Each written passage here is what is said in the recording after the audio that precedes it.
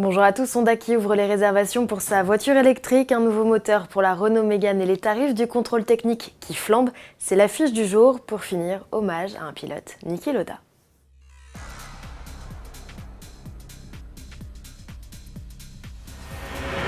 C'est parti pour l'électrique Honda. Le constructeur ouvre ce 21 mai le carnet de précommande pour son premier véhicule zéro émission à l'échappement. Comme de coutume, il s'agit de mettre une option sur un véhicule dont il est déjà possible de choisir la couleur. Vous ferez ainsi partie des premiers clients livrés au printemps 2020. Montant de la compte, 800 €. Pour l'heure, le constructeur ne livre qu'une donnée technique, l'autonomie. La Honda i serait capable de parcourir plus de 200 km grâce à son moteur d'environ 100 chevaux. Verdict définitif au salon de Francfort en septembre où elle sera officiellement présentée. Le look, lui, devrait être proche du concept e-prototype présenté en mars dernier à Genève et reconnaissable à ses 5 portes. Renault greffe un nouveau bloc à sa Mégane, la compacte au profit du nouveau 4 cylindres 1,7 litre Blue DCI, récemment croisé sous les capots des Scénic, Kadjar ou encore Nissan Qashqai. Le bloc de 150 chevaux, couplé d'office à une boîte automatique double embrayage à 6 rapports, vient en renfort des diesels de 95 et 115 chevaux. Avec des émissions de CO2 de 124 grammes par kilomètre, il écope d'un malus de 70 €. Proposé avec les finitions Intense et GT Line, le ticket d'entrée est fixé à 32 800 € pour la berline. Comptez 1 000 € supplémentaires pour le break. Disponibilité dès maintenant.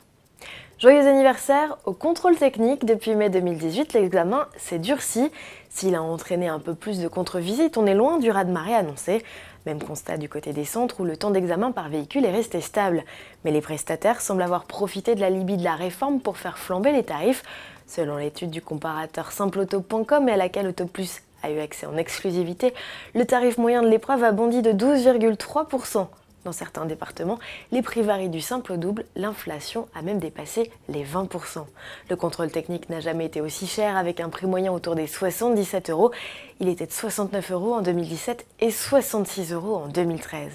Faut-il craindre une nouvelle hausse des tarifs avec l'arrivée de contrôles renforcés pour les diesels au 1er juillet prochain? A priori, non.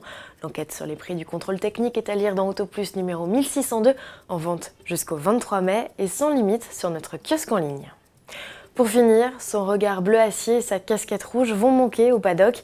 Niki Lauda s'est éteint à l'âge de 70 ans. Le pilote autrichien a marqué l'histoire du sport automobile par son tempérament, sa volonté et bien sûr son talent. Il détient 3 titres de champion du monde de Formule 1 qu'il a décrochés en 1975, 1977 et 1984.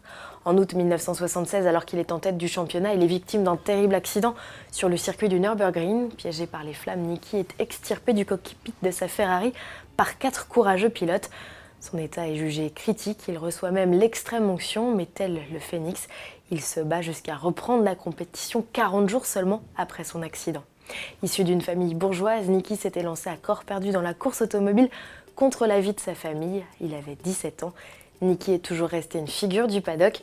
Consultant pour Ferrari, un temps directeur du team Jaguar, il devient en 2012 le président non exécutif de l'écurie Mercedes. Il a d'ailleurs joué un rôle clé dans la restructuration de l'équipe. Passionné d'aviation, Niki Lauda était également à la tête de sa propre compagnie aérienne. Si l'histoire de ce pilote hors pair vous intéresse, ne manquez pas le film Rush de Ron Howard. Il retrace son histoire et sa rivalité avec James Hunt. Le spécialiste F1 d'Autoplus Jean-Louis Moncey rendra lui aussi hommage à la carrière du pilote sur son blog à l'adresse ci-dessous. À demain.